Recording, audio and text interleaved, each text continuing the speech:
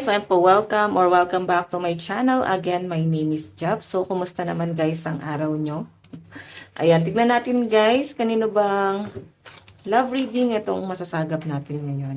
Pero bago tayo guys mag-start, sa mga nais palang magpa-private reading, iiwan ko na lang po yung link ng aking Facebook dyan po sa ating description box below. Okay? So, ito guys yung energy ng person mo, pero tignan muna natin ano ba yung nangyari. Okay, ano ba nangyari? Okay.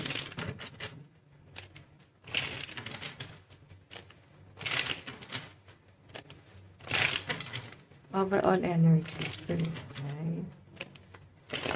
Oops.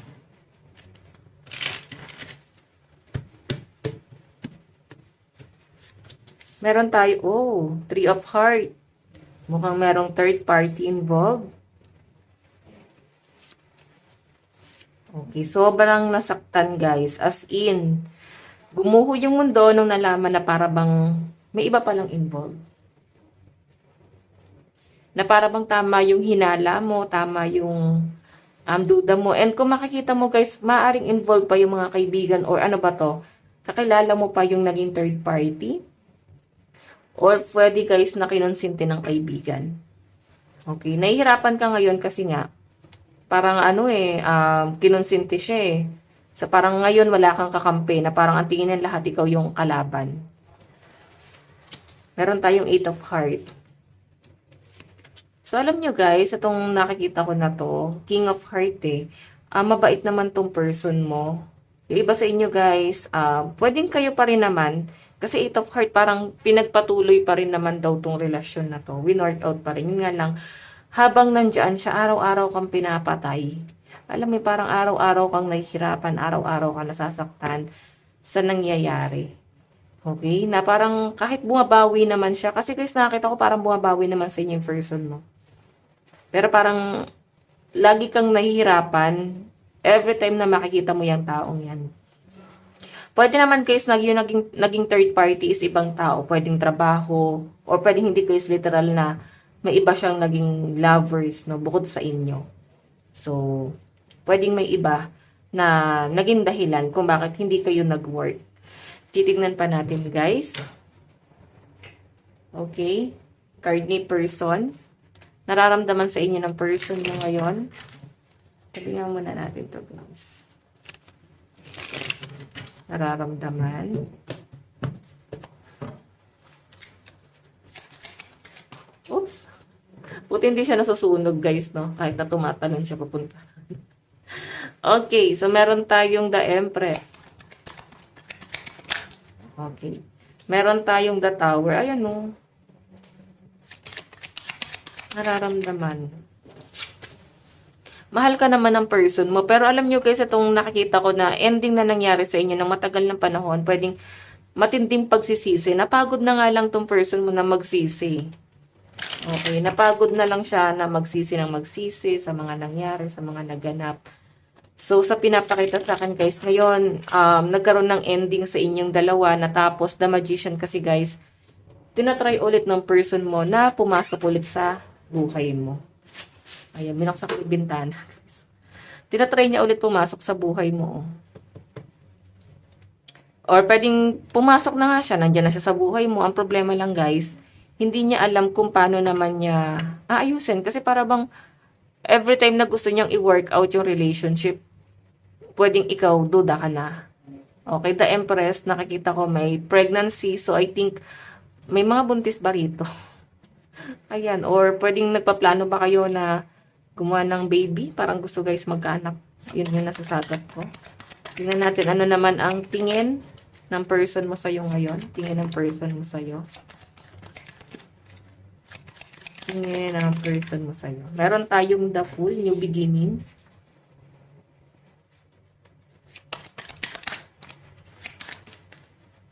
Okay.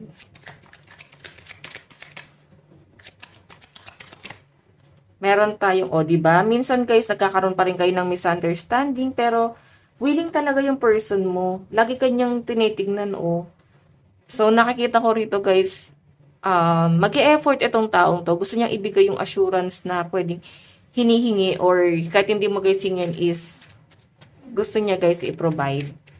Okay? So, parang napagod magsisi tong taong to. Matindi ata guys yung kasalanan na ginawa sa inyo. Tignan natin ano naman yung magiging action ni person. Kasi yung tingin niya sa'yo, o minsan nagkakaroon pa rin kayo ng misunderstanding. Pero the Fool kasi guys, parang new beginning din naman yan. Gusto niya talaga, willing talaga siya guys na i-work out. Parang tuloy-tuloy yung pagbabago nitong taong to. Or minsan talaga nagkakaroon kayo guys ng tampuhan. Pwedeng sobrang liit lang naman ng problema pero inaayos naman siya. Tignan natin. Meron tayo guys 9 of Pentacles. Ito yung magiging action. Mukhang focus talaga yung person mo sa'yo ngayon. Oops. Meron tayong 3 of Pentacles. May collaboration dito guys. So I think hindi lang naman si person mo. Mukhang pinagtutulungan nyo naman or nagtutulungan naman talaga kayo lalo sa hanap buhay. Matalino tong person mo guys. Ayan o.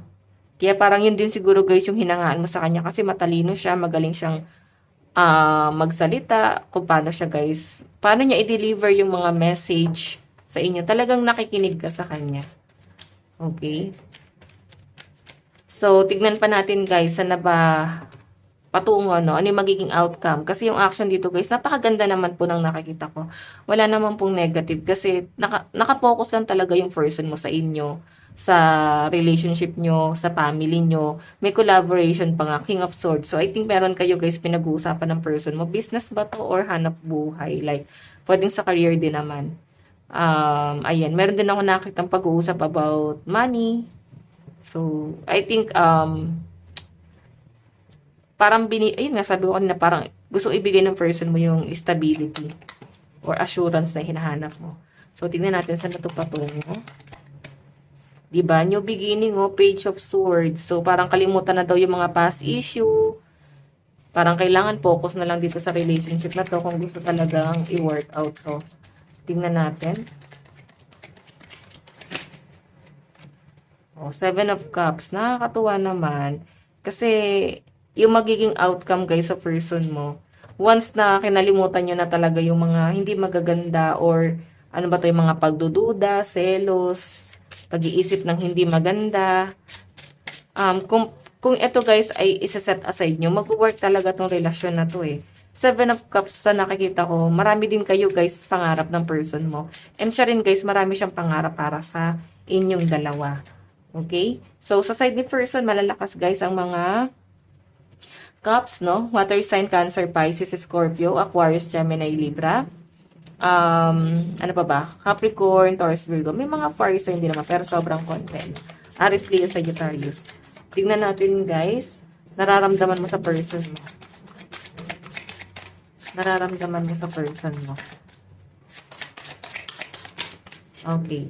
So, meron tayong, ay, baliktad pala yung card ko. Meron tayong King of Pentacles. Magaling siya guys mag-control sa pera. Magaling siya mag-manage, matalino, masipag, masikap, ganon. Okay. Tingnan natin, meron tayong Ace of Pentacles. Ayan o. Sabi ko sa inyo yan, tingin mo rin sa kanya is parang good provider din naman. Okay. Five of Cups. Ayun lang. Nagkaroon ng problema ata sa trabaho si person mo. Kaya parang nahihirapan siya ngayon. Siguro yun yung pinag-uusapan nyo rito. Pinag-uusapan nyo yung stability nyo. Okay? So, sa pinapakita sa akin guys, may problema lang yung person mo. Alam mo rin to kung ano yung problema niya. And I think yung problema nga niya is yung sa trabaho niya. Baka marami ng stress. Or minsan hindi na siya guys gano'n nagsasabi sa inyo. Kasi ayaw ka na rin niya guys ma-stress. Pwede naman guys, meron daw siya ibang opportunity dito, no? Matalino naman tong person mo. Ang problema lang sa kanya guys, hindi niya siguro maiwan yung trabaho niya. Parang mahiyain tong person mo. Tignan natin guys. Ano naman yung tingin mo sa person mo? Tingin mo sa person mo. Ayan, ayaw. Ayan. Meron tayong the Sun. Meron tayong the Empress. Tingin ko, Spirit. Tingin mo sa person mo. The Sun kasi guys, parang feeling mo safe ka every time na siya yung kasama mo. Kaya kang ipagtanggol, tas the Empress guys, matalino siya eh. So kahit na guys na nagkakaroon siya ng problema sa trabaho, kahit sinasarili niya yung mga desisyon or pagpaplano rito, sa pinapakita sa akin guys, nalulusutan niya yung mga problema kasi matalino siya at marami rin siguro siya guys, parang tawag dito, connection. Okay? So ito, Empress pa rin, no? Nararamdaman mo siguro na baka magkakaanak na kayo ng anak mo. Ay, ng anak mo, ng person mo. Magkakaanak na kayo ng person mo. Or pwedeng, ano ba to guys? Empress kasi guys, buntis to eh. Buntis. Or pwedeng may family planning kayo. May plano. Or pwede guys na nagpaplano na kayo magkaanak. Pwede naman guys na kung may anak na kayo, parang gusto nyo guys na sundan na yon. May nakikita rin ako dito guys na nararamdaman mo na yung person mo, gusto na niya, kahit hindi niya sabihin sa inyo. Gusto na niya na magkaroon ng baby. Okay. Tingnan pa natin. Ano naman yung magiging action? Ayan. Nag-flip na to. Meron tayong Queen of Swords. Action. Queen of Swords.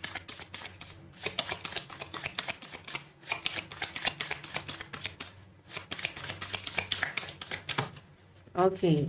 So guys, meron tayong 6 of Swords and 4 of Pentacles.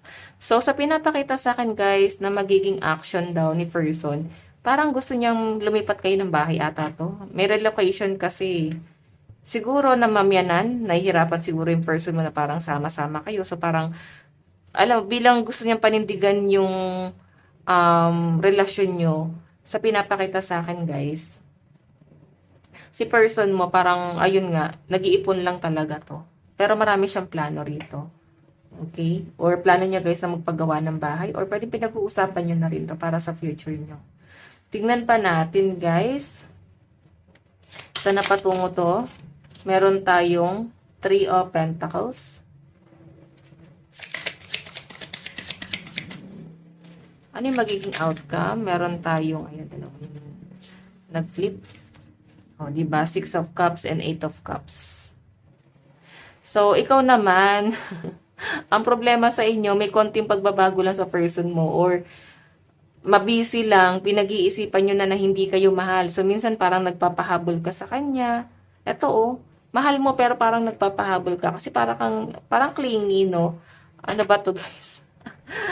Huwag kayong ganyan. Okay, wag kayong ganyan kasi nakikita ko naman na mahal ka ng person mo. Minsan nahihirapan lang din talaga siya pagdating dito sa inyong pagsasama kasi hindi lang naman yung relationship niyo yung problema. So I think ang naging problema din is yung sa finances. Lalo na kung walang trabaho yung isa, kung ikaw wala kang work is parang lumiliit yung mundo mo. Kasi siya yung source of income mo. So parang lagi kang nakatuon, lagi kang naka-focus sa kanya, lagi mo nakakita yung mga maling ginagawa niya. Pero kung parehas daw kayo guys busy, hindi siguro ganito yung relasyon nyo. So parang kailangan may mabusy lang dito. Okay? Ayan. Sabi ko sa inyo guys, pag-usapan, kasi nakakita ko guys, ayan, minsan busy yung person mo, tas parang feeling nyo guys, hindi ka malanya sa UN. Or pwedeng minsan kasi guys, may mga special events na kinakalimutan tong person mo. Siguro sa dami na ng ginagawa niya, guys, sobrang busy, hindi niya na guys yung naiisip. Okay? So, sa side mo, ayan, malakas po ang mga water sign, Cancer, Pisces, Scorpio, Capricorn, Taurus, Virgo, Aquarius, Gemini, Libra, Aries, Leo, Sagittarius, parang lahat, no? Tignan natin, guys. Lipitin muna natin to. Ayan, di ko na naman na-post. Sige. Tignan natin. Saan na patungo tong relationship na to?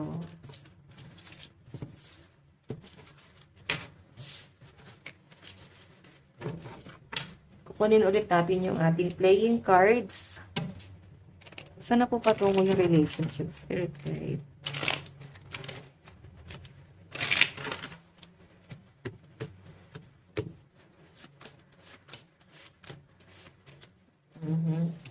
Ayan. Siguro kung may mga issue talaga guys, wag na masyadong binibig deal pa yung mga bagay na to.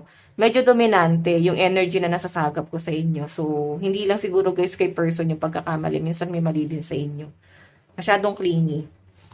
Okay? Saan na po patungo? King of Diamond. Parehas palang mataas pride nyo ni person eh. Diba? Yan o. Matapang kayo parehas. So, minsan kulang kayo sa communication. In the near future, guys, nakakita ko naman dito, isettle nyo to. Okay, may pag-uusap kayo and may nakakita ko, guys, may plano na parang siguro kayo may relocation doon. May nag-a-abroad dito, baka kukunin yung person dito sa Pilipinas. Petitionin, ganun. Or pwede may plano kayo parehas na mag-travel abroad. Or lumipat talaga ng trabaho kung nandito lang naman sa Pilipinas. Okay, tignan natin love advice. Meron tayong connection. Your connection is eternal and unbreakable. Diba? Hindi kayo guys basta-basta natitinag or hindi kayo guys basta-basta kayang tibagin ng kahit na sino, kahit ang dami niya na guys problema, mas pinipili niya pa rin ang person mo na magsama pa rin. Spiritual, your spiritual journey is beginning. So, yung iba sa inyo guys, malakas ang inyong spiritual, highly intuitive, ganun yung pinapakita sa akin. And meron ka ring words of wisdom. Tignan pa natin, meron tayong recognition. The divine will help you recognize sign and miracle. May pagkikita. Ano ba to? Hindi pa ba kayo nakikita ni person? Kukunin ko lang guys yung Q&A. Okay, dito muna tayo guys sa message ni person sa inyo. Okay. Mukha may planong pagkikita. May travel. Okay. Tingnan natin. Message po. Mensahe ni person sa'yo. Sana'y maging masaya ka. Ano ba to? Parang pagbabantaan lang person ha. Sana'y maging masaya ka. Or pwede hindi naman guys, gusto niya lang din talagang maging masaya ka. Or kung ikaw ay nagdedesisyon, parang on and off kayo ng person mo, sabi ko nga sa inyo, medyo nagpapahabol ka, sinasabi ni person, sana maging masaya ka sa decision mo na yan. Panindigan mo kung kaya mo parang ganyan. Pero naayos pa rin naman. Okay, tingnan natin mensahe ni person. Meron tayong sinusubukan kong magbago. Diba? Sinusubukan na raw niya guys magbago. Pero ang problema talaga is talagang hindi kayang kalimutan. Hindi kayang kalimutan yung mga pangit na nangyari. Or mga nagiging problema or naging kasalanan sa inyo ng person mo. Pero sinusubukan naman daw niya guys baguhin. Pwedeng hindi naman kasi talaga siya guys ganun. Pero pinipilit niya na maging ganun siya. Okay. Tignan natin. Meron tayong kasalanan ko. O, di ba? May kasalanan pala siya na, nabe-blur. Ayan o, kasalanan ko. Di ba? Aware siya guys na may kasalanan siya. Pero minsan siguro guys talagang pinamumukha niyo sa kanyang kasalanan niya kung bakit nahihirapan kayong maayos ulit. Okay? Tignan natin. Question. Makikita pa ba tayo? So, sinabi ko sa inyo guys, makikita pa kayo ng person mo. Parang ilang araw na to guys, no? Di ba kayo magkasama? Makikita ba spirit guide? Yes, strength. Makikita at makikita kayo guys ng person mo. Tingnan pa natin. Pipiliin mo ba ako? Oo. So, siguro guys, pwedeng nahihirapan ka kasi parang feeling mo hindi kanya kayang ipaglaban. Pero titignan natin ha, pipiliin ka ba ng person mo?